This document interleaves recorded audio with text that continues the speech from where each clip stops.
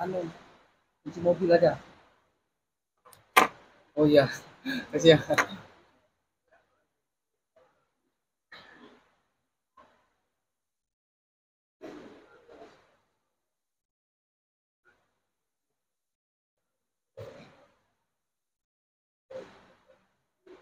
Assalamualaikum warahmatullahi wabarakatuh. Pertanyaan kewenangan terluhur dari salam secara mengajar salam dengan dengan berkata sebelum kita mengikuti apa yang kajian pada bulan ini akan sampaikan hasil perawatan saya luhur pada hari ini dengan terima kepada juga 180 rupiah. Mana mengerjakan beberapa para untuk hasil menunjukkan atau menunjukkan menerangkan dari pertemuan menunjukkan pasangan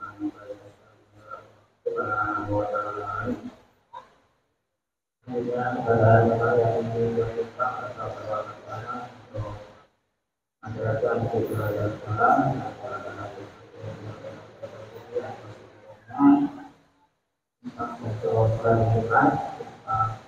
Ramadan tentang media dan lain dan kemudian berbagai ekonomi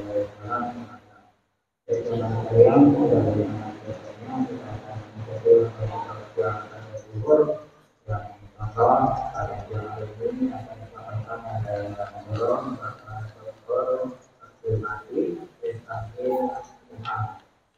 untuk ada beliau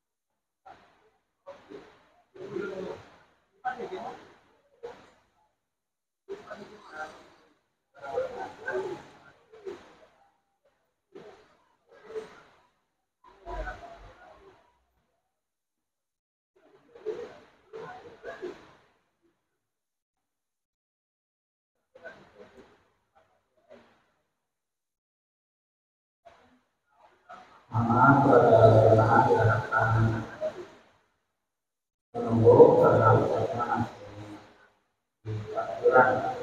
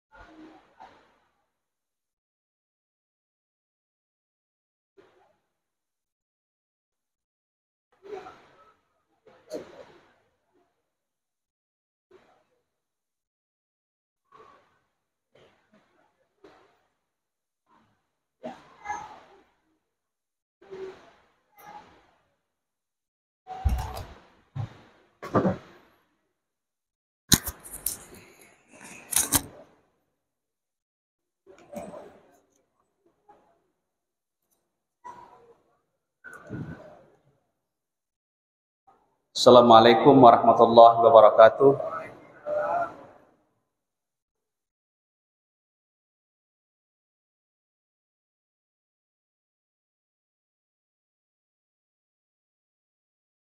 Alhamdulillahirabbil alamin wassalatu wassalamu ala Rasulillah amma ba'd. Bapak Ibu semua yang saya hormati, mohon maaf saya telat masuk karena tadi di perjalanan dari kampus Dua Seberang, macetnya luar biasa. Mau parkir di sana di ini, ya biar saya lari ke sini juga tidak ada tempat parkir lagi sudah. Akhirnya saya sabar, alhamdulillah nyampe juga. Tidak apa-apa lah Pak ya, kasih. Baik Bapak Ibu semua yang saya hormati, Ramadan sudah mau berakhir. Sebentar lagi kita akan berhari raya Idul Fitri dan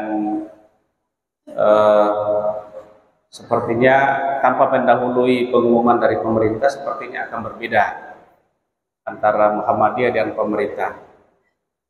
Satu di hari Jumat karena sudah jauh hari sebelumnya Muhammadiyah sudah mengumumkan, kemudian tapi hasil hisab di hari itu belum sampai pada standar yang ditetapkan oleh pemerintah, yaitu 3 derajat. Jadi kemungkinan hari Sabtu. Baik, salah satu tradisi yang sering kita lakukan, Bapak Ibu, itu adalah nyekar kalau di sini, ziarah kubur. Ya, di sini itu saya lihat, alhamdulillah, menjelang puasa ramai. Kampus kami yang di kampus 1 itu ramai parkiran situ, Pak. Ziarah ke makam Sana Abdul Hasan. Terus menjelang hari raya nyekar lagi. Ya kalau kami di kampung kami Pak, paling habis Lebaran. Nah di sini kan memang dianjurkan di dalam hadis sering kali kita ziarah kubur ya, ziarah kubur, nyekar. Bapak Ibu sudah pernah mungkin kita mendengar bahwa ziarah kubur itu awalnya dilarang oleh Nabi. Ya, dilarang oleh Nabi karena keadaan di mana umat Islam waktu itu baru aja berpisah dengan penyembahan berhala baru masuk Islam, dikhawatirkan akan kembali ke sana atau salah paham Akhirnya dilarang oleh Nabi kita Muhammad Sallallahu Alaihi Wasallam. Tapi kemudian ketika ada izin kepada Nabi kita Muhammad Sallallahu Alaihi Wasallam untuk menziarahi makam ibunya, Rasulullah itu menziarahi makam ibunya, lalu kemudian beliau mengatakan, kuntu nahaitukum an ziaratil kubur. Saya pernah melarang kalian ziarah kubur. Wa udina Muhammad, dan Muhammad saya, kata beliau, telah diizinkan untuk menziarahi kubur ibu saya, ummi saya. Nah, sekarang fazuruha, sekarang kalian berziarahlah. Jadi yang tadinya dilarang lalu kemudian menjadi perintah. Apa yang membuat berubah antara larangan kemudian perintah? Karena keadaan diperintah dulu lalu kemudian dilarang. Ini dilarang dulu baru kemudian diperintah. Apa yang membuat berubah? Karena perubahan keadaan. Ada kaidah hukum bahwa hukum itu bisa berubah, tagayyurul ahkam bitaghayyuril amkinati wal azminah. Hukum itu bisa berubah karena keadaan yang berubah, baik keadaan tempat maupun keadaan zaman. Itu bisa merubah hukum. Nah, Nabi melihat kondisi keimanan para sahabatnya itu sudah kuat, tidak dikhawatirkan lagi ke sana kembali, akhirnya diperintahkan untuk ziarah kubur. Tapi perintah di sini tidak bermakna wajib, tapi anjuran, disunnahkan oleh Rasulullah SAW. Rasulullah sendiri di dalam hadis yang sering kita baca, kalau sampai gilirannya ke rumah Aisyah radhiyallahu anha, Rasulullah tengah malam itu min akhiril laila, di akhir-akhir malam beliau selalu ziarah ke makam Baqi, pemakaman Baqi. Ini bukan siang loh Pak. Di dalam riwayat ini dikatakan tengah malam, akhir-akhir malam. Adalah di sini mau ziarah makam akhir malam. Adalah. Nabi begitu. Aisyah bangun tengah malam kemana? Beliau inilah dicari-cari, ternyata ada di Baqi. Di sini tidak ada yang berani Pak. Seandainya ada yang berani ziarah makam. Tapi sunnahnya Rasul itu malah salah satu yang sering dilakukan oleh Nabi itu yaitu min akhiril lail, di penghujung malam. Aisyah mendapati beliau ternyata ada di sana. Ya. Jadi kita dianjurkan untuk ziarah kubur. Apa sabda Rasulullah Sallallahu Alaihi Wasallam? Bahwa itu akan apa ziarah kubur manfaatnya? Bisa melunakkan hati kita. Kalau ada orang yang hatinya keras, tidak mau beribadah, tidak mau ini, sering-sering ziarah kubur. Insya Allah dengan kubur yang sering dia lihat itu bisa melunakkan hatinya. Pada akhirnya kita ke sini juga lah. Kita tidak bisa lagi apa-apa. Umpama kalau masih ada yang mau ziarahi kita, jangan disiarahi, bisa jadi sudah ditakuti kuburan kita. Kalau kuburannya preman-preman itu bisa jadi ditakuti orang. Tapi kalau kuburannya orang saleh, bukan ditakuti, didatangi malah. Nih makamnya ulama-ulama kita di samping masjid kita ini. Nah, tapi kalau preman lewat dekat-dekatnya dan berani kita, ya kan? Coba ditakuti sampai mati gitu ya. Melunakkan hati kita dan bisa mengeluarkan air mata kita. Bisa mengeluarkan air mata kita dan mengingatkan pada akhirat kita. Ujung-ujungnya kita ke sini. Kemarin kita masih sama-sama, sudah di sini, tidak bisa apa-apa lagi sudah. Wala taqulu hujran, dan pada saat kita ziarah kubur jangan berkata-kata hal-hal yang buruk. Ceritakan itu aibnya orang yang dalam kubur itu dulu ini, tahulah kami ini. Nah, ini dalam kubur ini kayak gini-gini nih, jangan. Cerita yang baik-baik. Ayolah, cerita yang baik-baik. Jangan jelek-jelek jadi cerita. Karena Nabi berkata, kalau ada orang yang meninggal, lupakan keburukannya, ceritakan kebaikannya. Ingat-ingat kebaikannya. Iya. Kemudian siapa saja yang perlu kita ziarahi kuburnya? Yang terutama sekali itu adalah orang tua kita. Ya, orang tua kita. Rasulullah Shallallahu Alaihi Wasallam bersabda dalam satu riwayat Mujam' at-Tabrani, "Man zara qabra abawaihi," siapa yang menziarahi, yang nyekar ke makam kedua orang tuanya atau salah satunya fi kulli Jum'atin, dalam setiap hari Jumat. Nah ini dianjurkan setiap hari Jumat kita ziarah ke makam. Jangan mau lebaran aja, mau puasa aja diziarahinya. Nah setiap hari Jumat kita dianjurkan ziarah. Ghufiralahu, maka diampuni dosa-dosanya. Wa kutiba lahu birran, dan anak tadi yang menziarahi itu dicatat sebagai sebuah kebaktian, amal bakti. Ada orang dulu waktu masih hidup kedua orang tuanya nakalnya bukan main, durhaka sama kedua orang tua. Begitu meninggal kedua orang tuanya atau salah satunya baru sadar.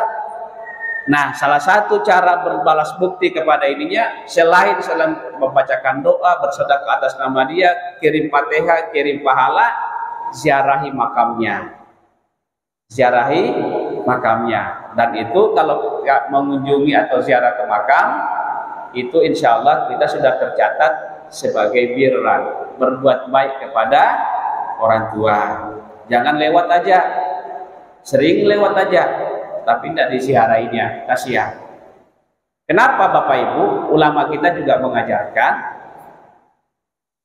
sebetulnya orang yang ada di kubur sana di alam barzah itu dengan kita yang ada di dunia itu melihat kita ke sini, Pak. Bagaikan kita itu dilapisi dengan kaca riben. Orang dalam bisa melihat keluar, yang di luar kadang kau melihat ke dalam. Kecuali nyala lampu di dalam baru bisa kita melihat. Nah, orang dalam bisa melihat keluar, orang di luar tidak bisa melihat ke dalam. Kayak itu gambarannya orang-orang yang sudah meninggal dengan kita. Di sana beliau bisa melihat kita di sini, tapi kita di sini tidak bisa melihat sana. Makanya salah satu pesan Rasulullah, jangan permalukan orang mati kalian. Karena orang mati, orang tua kita itu malu kalau kita berperilaku buruk di alam dunia ini, karena dia melihat kita ke sini. Buatlah orang mati kita itu bangga di sana dengan kelakuan kita di sini. Ya, itu Pak ya. Jadi kita dianjurkan ziarah kubur. Cuma ada beberapa hal mungkin yang perlu diperhatikan. Ini seringkali saya lihat Pak, ziarah kubur kita itu sebetulnya dilarang duduk di atas kuburan. Di sini ada kuburan orang tua nih, ada kuburan orang lain di sini. Nah, kita duduk di kuburan orang lain itu, itu dilarang Pak. Kata Nabi di dalam Sahih Muslim dikatakan,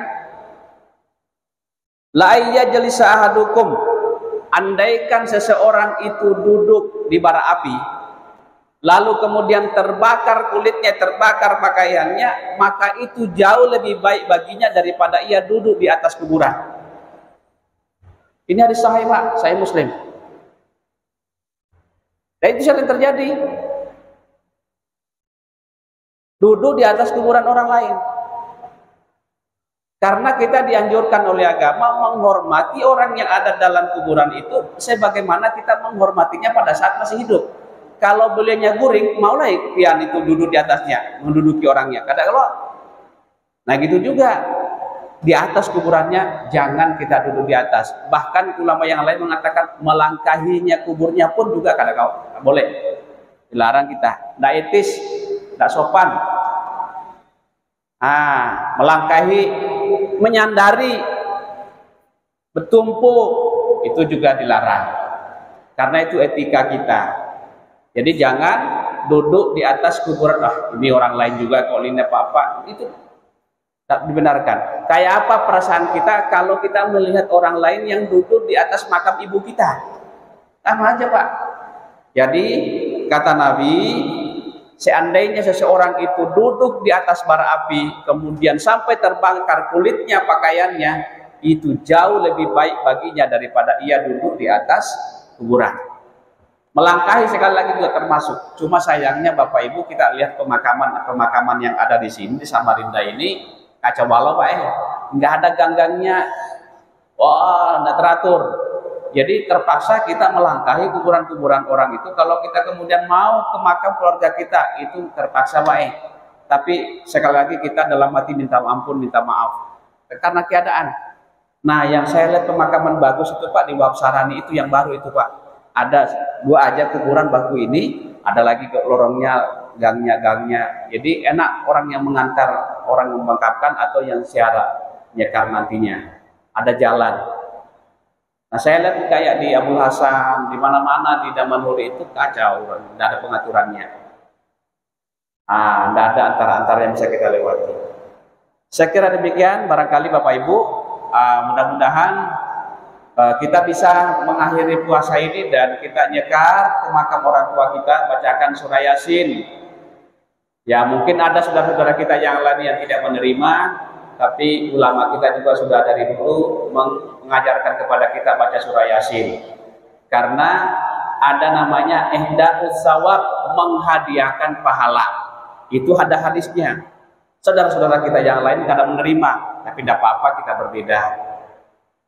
Bacakan surah Yasin, berapa orang yang ke sana itu juga yang mengaji. Jangan 5 orang yang hadir, 1 orang aja yang ngaji. Nah, itu sering terjadi kayak gitu juga. Ya, saya kira demikian barangkali Bapak Ibu. Mudah-mudahan kita bisa nyekar.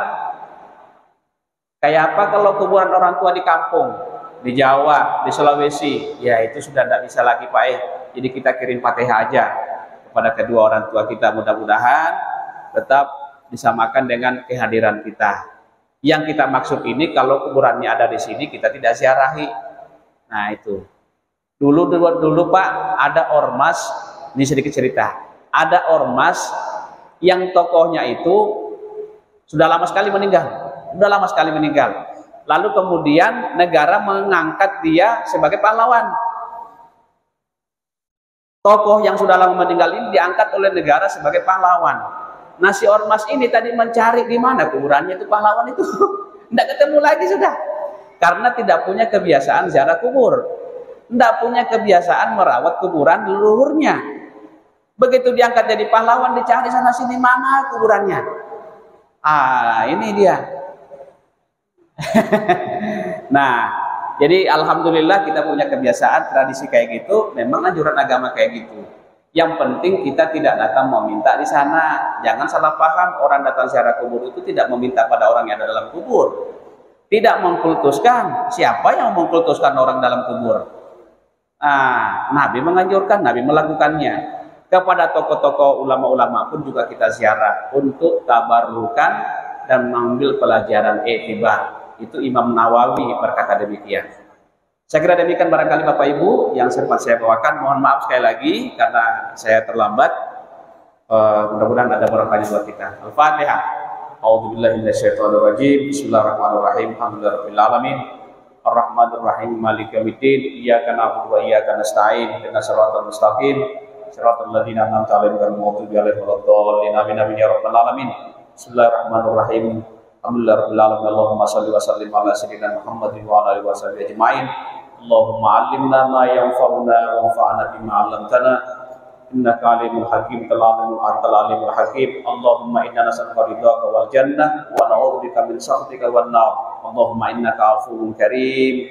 Allahumma innaka 'afuwwun karim tuhibbul 'afwa fa'fu 'anna wa 'an walidina wa 'an jami'il muslimina wal muslimati wal mu'minina wal mu'minat bi rahmatika ya arhamar rahimin. Rabbana atina fid dunya hasanah wa fil akhirati hasanah wa qina adzabannar.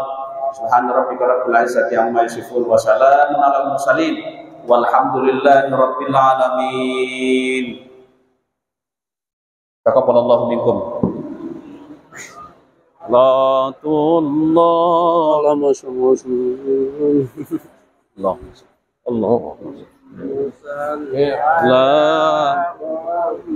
Allahumma salli ala sayyidina Muhammad. Allahumma salli ala Allahumma salli Allahumma salli ala Muhammad. Allahumma salli alaihi wa sallim. Allahumma salli ala Muhammad Rasulullah. Ya Rabbi salli alaihi wa sallim Habibullah. Minkum minna minkum taqabbal ya daerah jembatan memang sudah baik seluruh. Jadi Pak Luhut yang sini Pak Luhut tadi tenang kamu loh. Happy mana masih di jalan Masih. tungguan. Ayo. Terima kasih Pak, ayo Pak.